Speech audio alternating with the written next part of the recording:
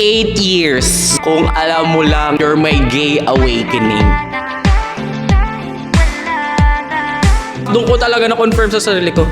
Bakla nga There's ako, no siya. way. Dito pa lang nakalaan na magkita kami ni Jose Miguel Traspe.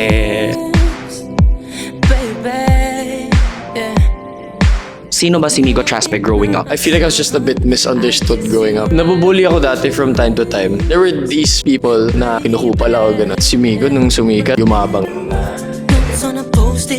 Noong 2018, masasabi ko talaga na yung panahon na yun, that was an era. Twitter pa back then.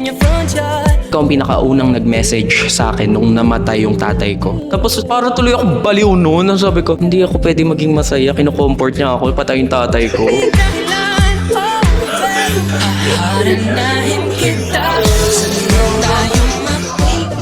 What's next for Migo Traspe?